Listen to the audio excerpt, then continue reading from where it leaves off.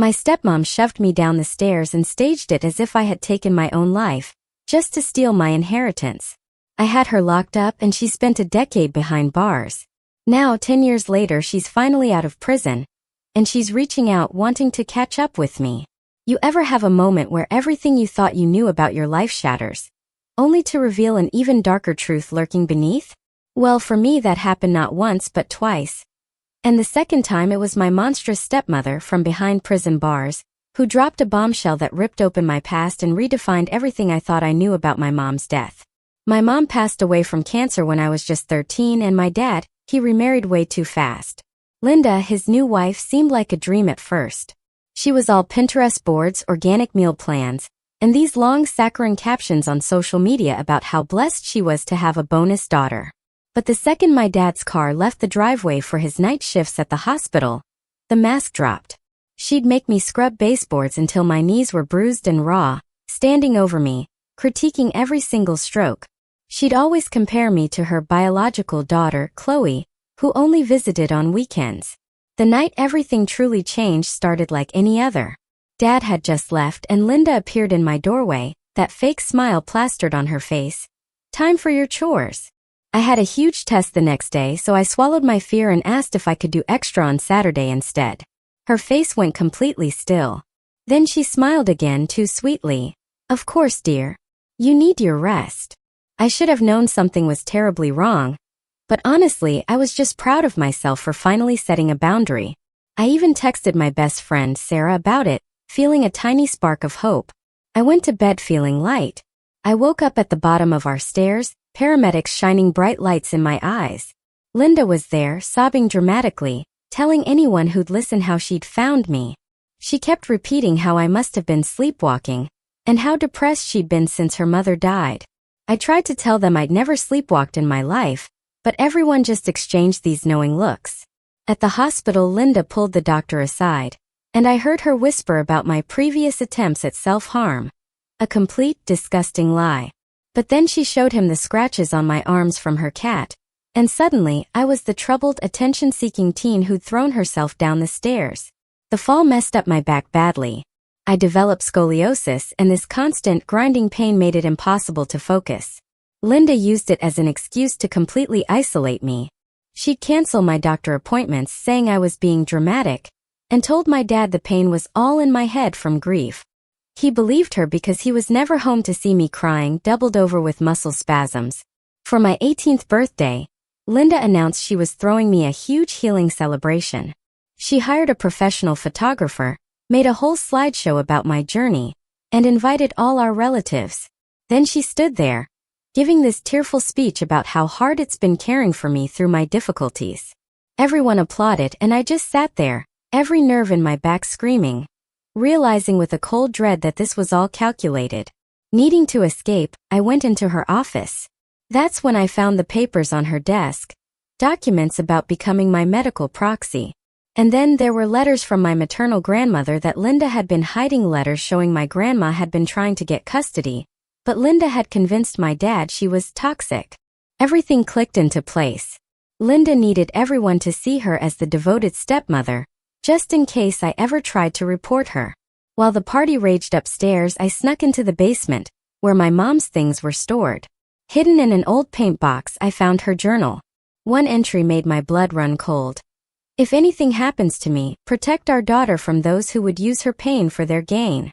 There was also information about a trust fund Mom had set up that Linda had been concealing. At the bottom, a business card for Mom's lawyer. My hands shaking, I recorded Linda on my phone, her voice smug as she told Chloe, "Once I'm her medical proxy, we can finally access everything." Then, using Sarah's phone, I texted Mom's lawyer, sending her every piece of evidence I'd gathered over the years. The next hour was a blur. The lawyer showed up at the party with my grandmother and 2 police officers. Linda tried to play innocent, but they had warrants. Turns out, she'd done this before to her first husband. As they led her away in handcuffs, my dad finally broke down, his face crumbling as he apologized for not believing me. That night, I moved in with my grandmother. For the first time in years, I felt truly safe. She got me proper medical treatment, and slowly the pain became manageable. I started college, even made new friends who didn't know my story. I was finally healing. 6 months later, I was studying in my dorm when my dad called. His voice was shaking. "Linda made bail," he choked out. "She disappeared. Her lawyer can't reach her." I asked what this had to do with me. "She called," he whispered, "asking weird questions about your recovery, about your doctor's and physical therapy schedule." My stomach dropped. 2 days later, the first weird thing happened. I was leaving my morning psych class when I spotted Chloe on a bench outside, just staring at me. I hadn't seen her since Linda's arrest. She looked different, thinner, with dark circles under her eyes, her usually perfect blonde hair unwashed and tangled. I tried to walk past, but she stood up and blocked my path. "You ruined my mother's life," she hissed. I shot back. "Her mother ruined mine first." She just laughed, a hollow bitter sound, and said, "You have no idea what's coming." Then she just walked away. I figured she was just upset about her mom, so I didn't report it. That night, a note appeared under my dorm room door. It called me an ungrateful liar who destroyed a good woman. The handwriting, those distinctive loopy letters, was Chloe's. I recognized it from the birthday cards Linda used to make her sign for me. I showed it to my roommate Emma, but she just shrugged. Probably just a prank. The next morning, another note. This one had details about my class schedule, even mentioning which building I'd be in and at what time. Now I was terrified. I called my dad, but he dismissed it. "Chloe's probably just processing her emotions," he said. "Give her space." I tried my grandmother, but she was at her book club. So I went to campus security. The guy at the desk barely looked up from his phone. "Unless there's an actual threat," he droned, "we can't do anything." A class schedule wasn't threatening enough, apparently. I left feeling more vulnerable than ever. Over the next week, the notes got worse. One had a grainy photo of me walking to the library, my purple backpack clear, along with the slight limp I still had. Another mentioned my physical therapy appointments. Chloe was everywhere. I started taking different routes to class, ducking into random buildings to lose her. My friends noticed I was jumpy, but I couldn't bring myself to explain the whole Linda nightmare. I'd catch glimpses of blonde hair in my peripheral vision, and my heart would pound. Then Chloe escalated things. She showed up at the campus coffee shop where I studied with my friends. She sat at the next table and started talking loudly on her phone, telling someone about this girl who lied about her stepmother abusing her. How this girl was so jealous of the stepmother's real daughter that she made up stories. My friends kept glancing between us. I grabbed my stuff and left, but the damage was done. The coffee I'd been drinking turned sour in my stomach. The next day, my friend Melissa asked if I knew that girl from the coffee shop. I tried to explain, but it sounded crazy even to me. Melissa then told me Chloe had messaged her on Instagram, with screenshots of old social media posts where Linda talked about how difficult I was, how I refused to accept her love. Of course, there were no posts about Linda making me clean until I bled. Melissa showed me the messages. Chloe had created this whole twisted narrative about me being a manipulative liar who couldn't handle her father remarrying. She'd even included photos from that awful birthday party, showing Linda's tearful speech about supporting me through my troubles. It hit me then. Chloe wasn't just angry, she was executing a plan, just like her mother had done. She was building a case against me, making me look unstable and untrustworthy before whatever came next. The pattern was so chillingly familiar, it made my skin crawl. I thought about calling the police, but what would I say? My stepsister is telling people I lied? They'd probably take one look at my history and dismiss me just like everyone else had. That night I couldn't sleep. Every sound in the hallway made me jump. I kept checking the locks on my door, peeking through the blinds. Around 3 a.m., I saw a figure standing under the streetlight outside my dorm. Even from 4 floors up, I recognized Chloe's silhouette. She stood there for an hour just watching my window. When I finally worked up the courage to look again, she was gone, but I knew she'd be back. This was far from over. The next morning, I found another note slipped under my door, this time with a single line that chilled me to the bone. "Mother sends her regards." My hands trembled as I held the paper, knowing that Linda was out there somewhere, orchestrating everything through her daughter. I called my grandmother right away. She answered on the second ring. Even though it was barely 6 a.m., the sky outside my dorm window still dark with just a hint of purple creeping along the horizon. I could hear the concern in her voice immediately. She knew I wouldn't call this early unless something was seriously wrong. I told her everything about Chloe and the notes, my words tumbling out in a rush. She went quiet for a long moment, and I could picture her sitting in her kitchen, probably already dressed for the day in one of her floral house dresses, processing what I just told her. Then she said she was hiring someone to look into this. I asked what she meant, confused by her sudden decisiveness. A private investigator, she said, her voice acquiring that steel edge I remembered from when she'd stood up to my school principal in 3rd grade. Someone who can figure out what Linda and Chloe are really up to. Within 2 hours, she'd already made the arrangements, calling in favors from her vast network of friends and acquaintances. The investigator's name was Wayne. He showed up at my dorm that afternoon, looking like any other dad visiting his kid.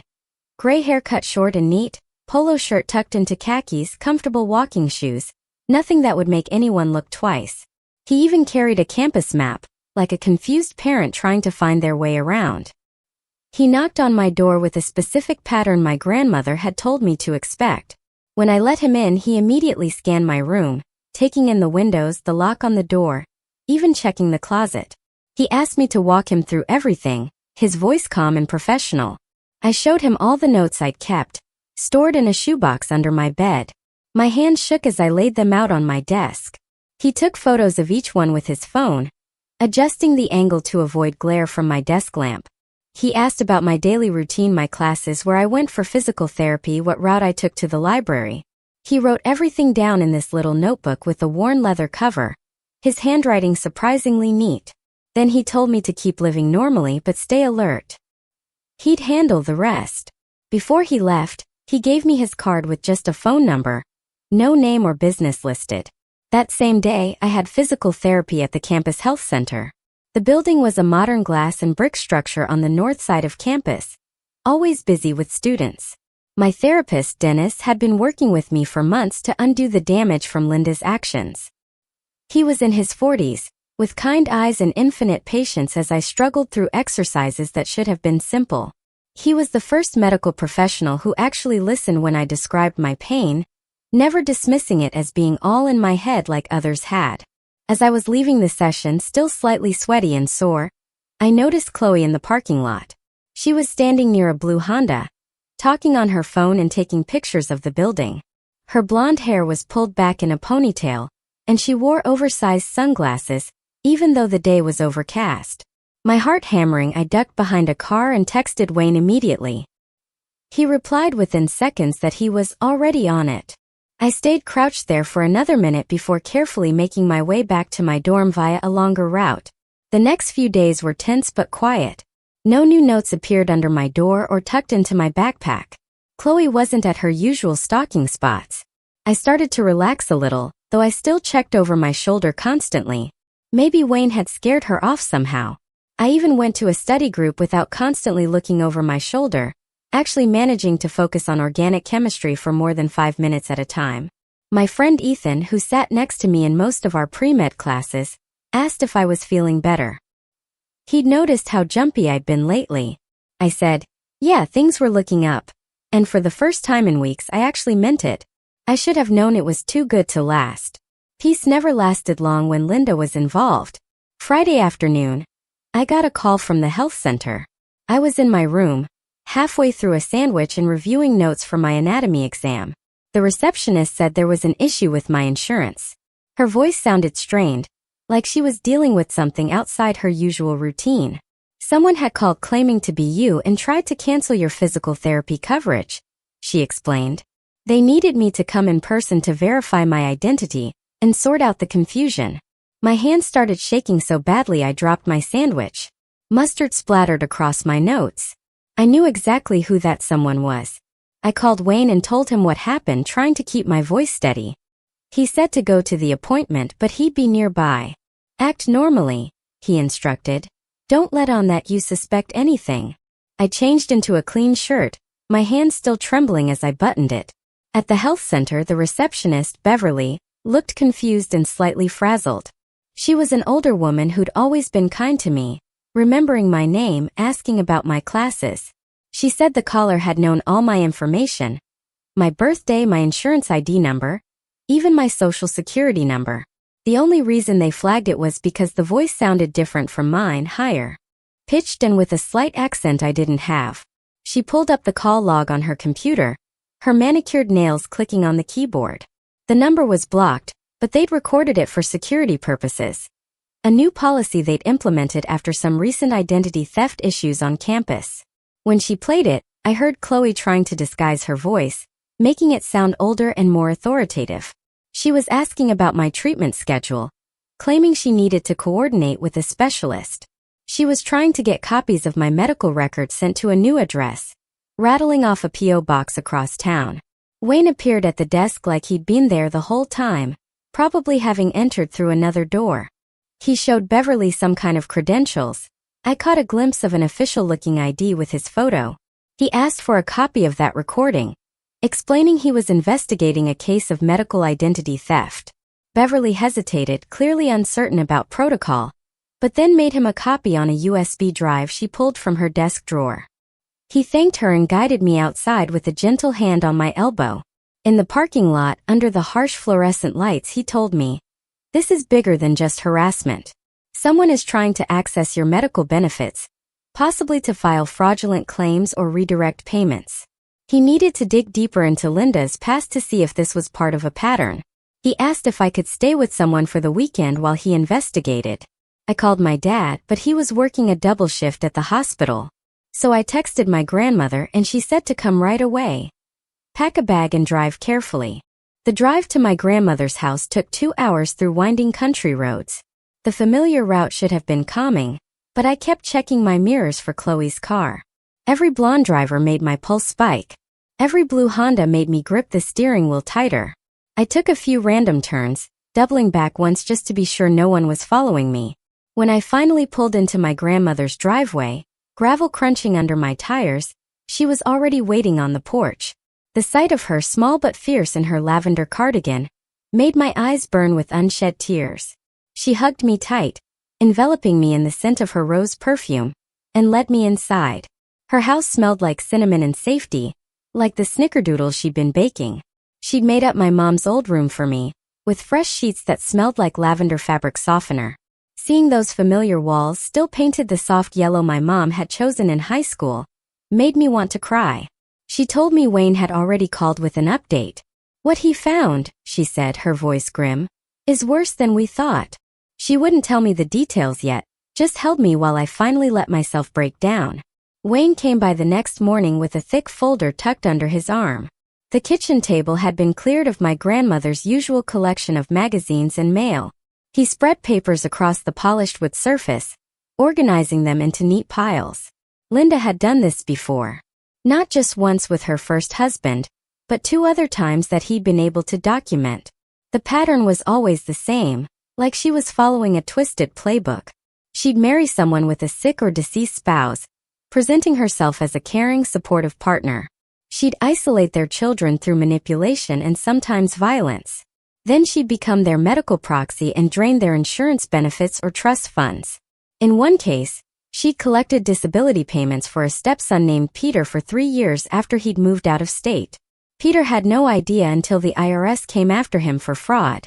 He'd spent years trying to clear his name, his credit destroyed in the process. The second case was even worse, making my stomach turn as Wayne laid out the details. A girl named Kelly had actually been pushed down the stairs just like me. The similarities were eerie. The same kind of injury, the same gaslighting afterward. Linda had convinced everyone the girl was suicidal, had even produced a fake diary with forged entries about depression. Kelly had been put in a psychiatric facility for 2 months while Linda cleaned out her college fund. Every penny her late mother had saved.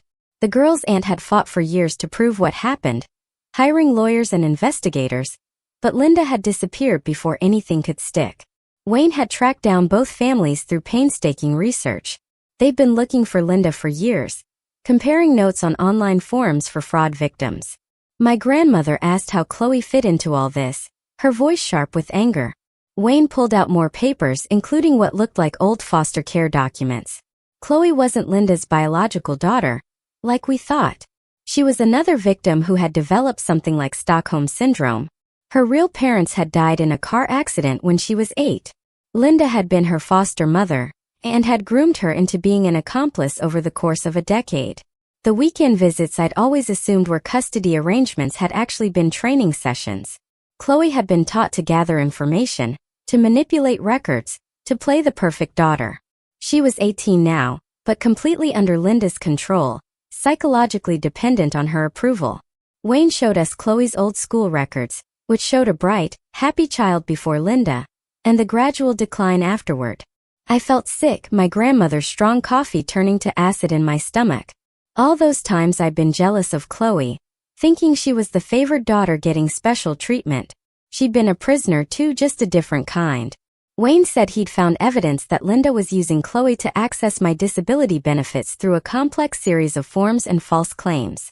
There were forms filed in my name for benefits I'd never applied for, signatures that looked like mine but weren't quite right. The payments were going to an account I didn't recognize, registered to a shell company with a generic name. They'd already collected thousands of dollars over the past 6 months. My grandmother slammed her hand on the table, making the coffee cups jump.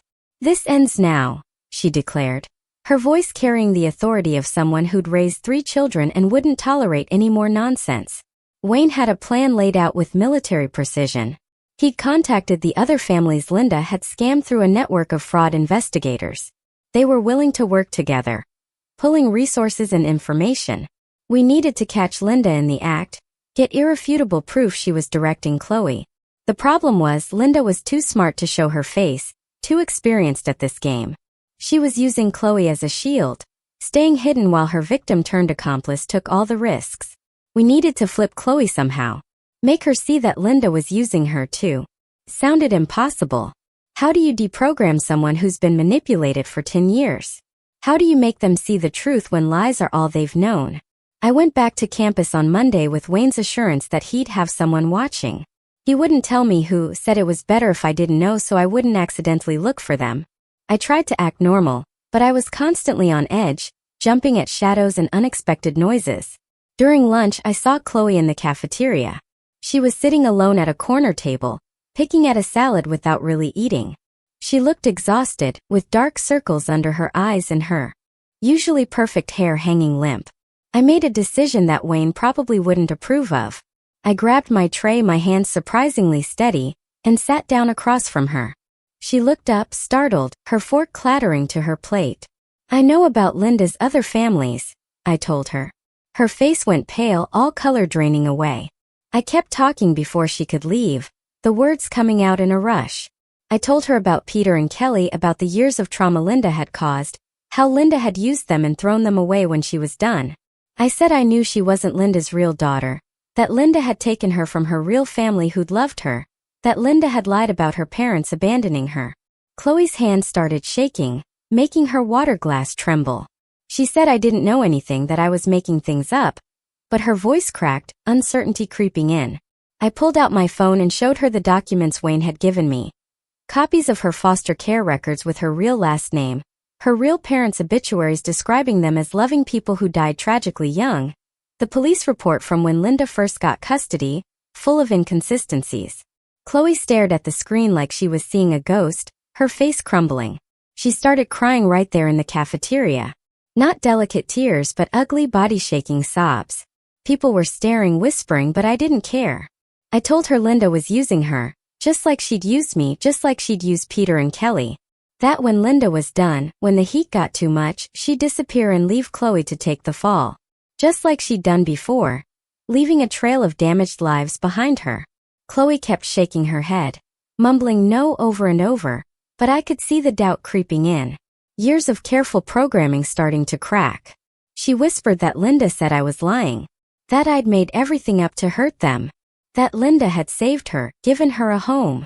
I asked her why Linda was hiding then, why she never showed her face in public anymore, why she was making Chloe do all the dirty work, take all the risks.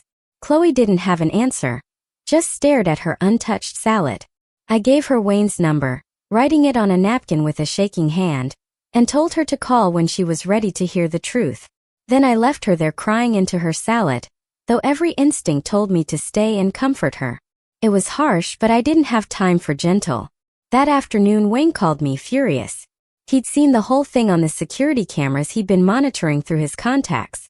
He said I'd taken a huge risk, that I could have ruined everything. I told him, sometimes you have to take risks. That Chloe was a victim too and deserved a chance. He grumbled but admitted Chloe had looked shaken, more vulnerable than they'd ever seen her. Maybe it would work. Maybe we'd planted enough doubt. 2 days passed with no word from Chloe. I was starting to think I'd made things worse, that she'd run straight to Linda and blown our whole operation. I barely slept, checking my phone constantly. Then Wednesday night, my phone rang from an unknown number. I almost didn't answer, but something made me pick up. It was Chloe. Her voice was tiny, scared like a lost child. She said Linda had been lying to her for years. She'd looked up Peter and Kelly herself, found their social media profiles full of posts about surviving abuse, seen their posts about what Linda had done, the years of therapy they'd needed. Everything I'd said was true. She wanted out but didn't know how. Linda monitored everything she did, checked her phone, tracked her location. I told her to meet me at the campus church the next morning. It was the one place Linda wouldn't think to look. Too public and too holy for her schemes. I brought Wayne with me to the meeting. The church was quiet, morning light streaming through stained glass windows. Chloe showed up looking like she hadn't slept in days, her designer clothes wrinkled, and her makeup smudged. She was clutching a backpack like her life depended on it, knuckles white with tension. When she saw Wayne, she almost ran, taking a step backward toward the door. I told her he was there to help, that we both were, that she wasn't alone anymore. She sat down in the last pew, as far from the altar as possible, and started talking. The words poured out like a dam breaking, years of secrets and pain flooding out. Years of manipulation and control, of being told she was worthless without Linda. Linda had told her that her real parents had abandoned her, sold her for substance money, that no one else would ever want her, that she was damaged goods, that Chloe owed her everything for taking in such a burden. Chloe pulled papers from her backpack with shaking hands. Bank statements showing the fraudulent accounts, forged documents with Linda's notes in the margins, recordings on her phone of Linda coaching her on what to say. Linda had made her keep records of everything in case they needed to blackmail someone, never realizing she was creating evidence against herself. Instead, Chloe was turning it all over to us.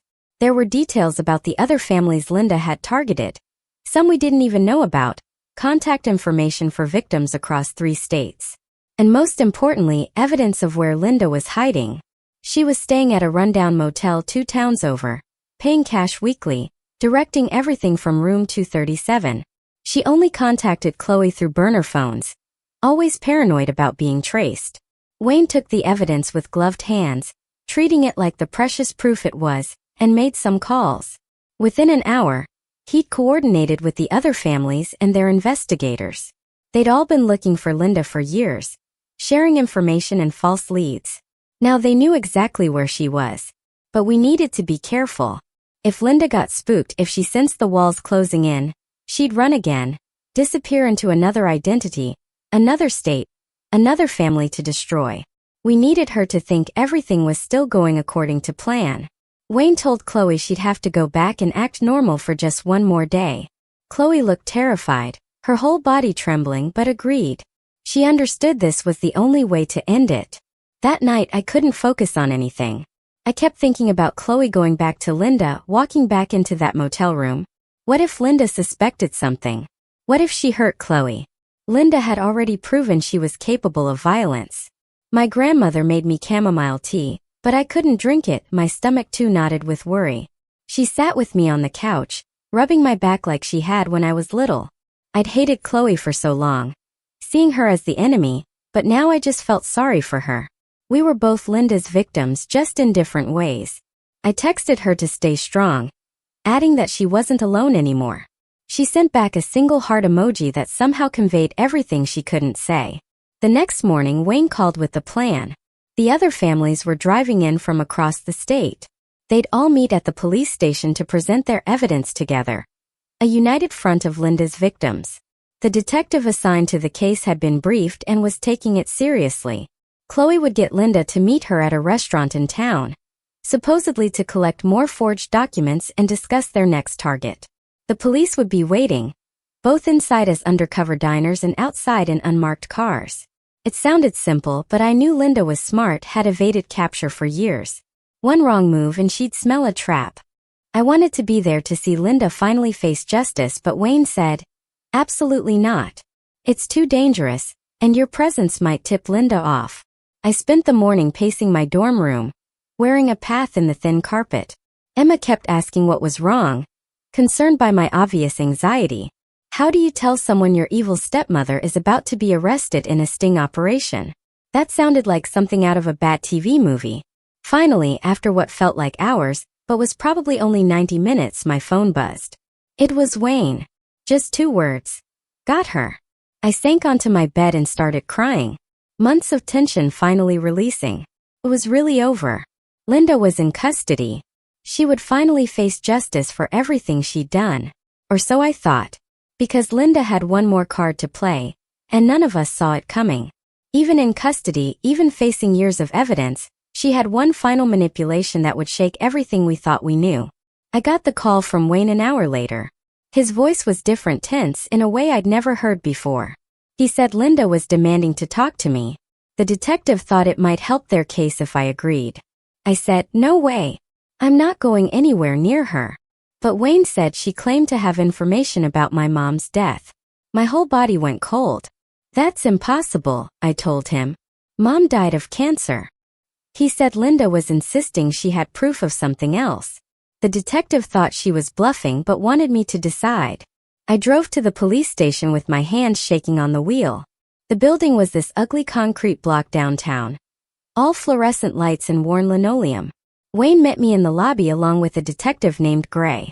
They explained Linda would be behind glass, that I'd be safe. I could leave any time I wanted. They'd be recording everything. I nodded, but my mouth was too dry to speak.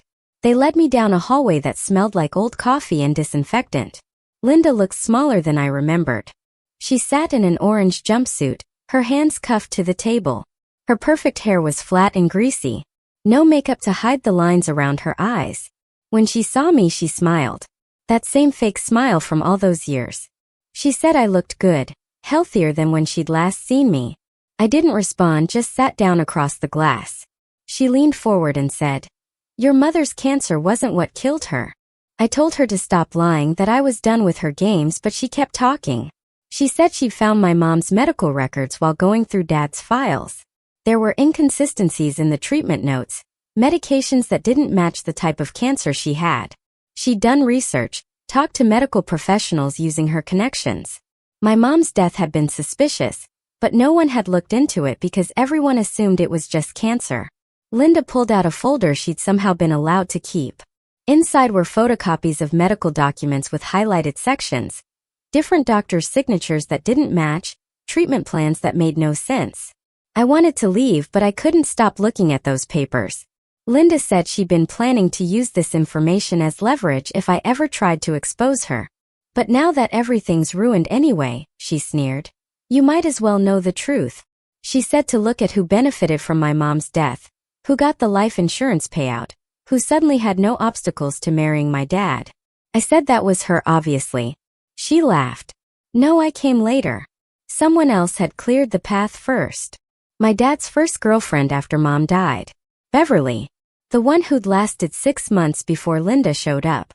I barely remembered her. Just a vague impression of blonde hair and too much perfume. Linda said Beverly had been a nurse at the hospital where Mom was treated.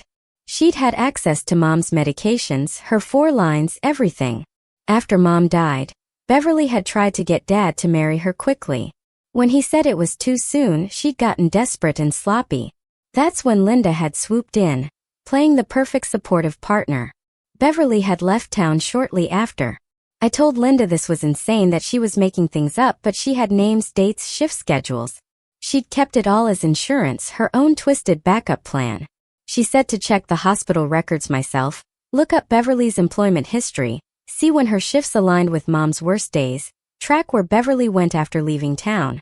She'd done the same thing 2 more times in different states, Linda added, her eyes gleaming. I might be a monster, but I'm not the only one out there. I left that room feeling like the ground had shifted under me. Wayne and Detective Gray tried to talk to me, but I couldn't process anything. I drove home on autopilot, my mind spinning. Was it possible? Had Mom been murdered and we'd never known? I called my dad from the parking lot of a gas station. Told him everything Linda had said. He was quiet for so long I thought he'd hung up. Then he said Beverly had always made him uncomfortable. Little things that didn't add up. How she'd known details about our family she shouldn't have. How eager she'd been to help with Mom's care even before they'd started dating. We spent the next week investigating Linda's claims. Dad pulled strings at the hospital to get Mom's complete records. Wayne helped track down Beverly's history. What we found made me sick. Beverly had worked at 3 hospitals where patients with terminal illnesses had died unexpectedly. Always wealthy patients with good life insurance. She'd never been caught because she was careful, using medications that mimicked natural disease progression. She'd moved on before anyone could connect the dots. Except Linda had connected them, recognized a fellow predator. The police opened a new investigation, but Beverly had vanished years ago. Her trail went cold in Oregon, where she'd worked at another hospital under a different name. More mysterious deaths followed her there, too. They put out alerts, but she probably changed her identity again. Meanwhile, Linda sat in jail, almost gleeful that she'd ruined one more life on her way down. She'd planted this poison seed that would grow forever. Even locked up, she'd found a way to hurt me one last time. The other families Linda had scammed came to town for her hearing. Peter flew in from Colorado, still dealing with the IRS mess she created. Kelly drove up from Texas with her aunt who'd fought so hard for her. There were others too, people Wayne had found during his investigation. A whole support group of Linda's victims. We met at a coffee shop near the courthouse to compare stories. Everyone had similar experiences but different details. Linda had adapted her approach based on each family's weaknesses. Chloe showed up halfway through the meeting. She looked better than the last time I'd seen her. She'd cut her hair short and dyed it brown, trying to look less like the girl Linda had created. She sat next to me and grabbed my hand under the table. We didn't need to talk. We both understood what the other had been through. The meeting helped in a weird way. Seeing all these people who'd survived Linda made me feel less alone, less crazy for what had happened to me. The hearing itself was anticlimactic. Linda pleaded guilty to multiple counts of fraud, identity theft, and assault. With all the evidence from multiple states, her lawyer had advised against fighting it. She got 15 years, eligible for parole in 10. It didn't feel like enough for all the pain she'd caused, but at least she couldn't hurt anyone else for a while. Dad came to the hearing sitting in the back row. He looked older, defeated by everything he'd learned. He'd believed Linda's lies about me for so long, chosen her over his own daughter. That guilt would never fully go away. After the hearing, Chloe and I went for coffee. Real coffee this time, not the watered-down stuff from the courthouse machine. She told me she was starting therapy, trying to undo years of Linda's programming. She'd enrolled in community college, planning to become a social worker. She wanted to help kids in foster care, make sure no one else ended up like her. I told her about my plans for medical school, how I wanted to specialize in pain management, help people whose pain was dismissed like mine had been. We stayed in touch after that. Not close friends exactly, but bonded by shared trauma. She'd text me updates on her progress, small victories like passing her first semester or standing up to someone who tried to manipulate her. I'd share my own wins, like getting accepted to a pre-med program, or finally being able to do yoga without back pain. We were both rebuilding our lives from the ground up. My grandmother became my rock through everything. She helped me process not just Linda's abuse, but the horrifying possibility of Mom's murder. We went through old photos together, remembering the good times before everything went wrong.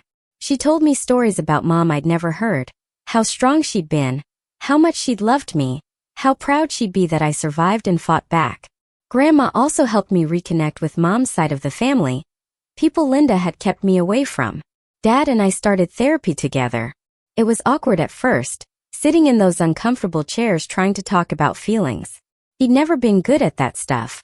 But slowly we worked through the walls Linda had built between us. He told me about his guilt over Mom's death, how Linda had exploited that vulnerability, how she'd convinced him I was troubled, that he was helping by letting her handle me. He cried when I told him about the stairs, about the pain I'd endured.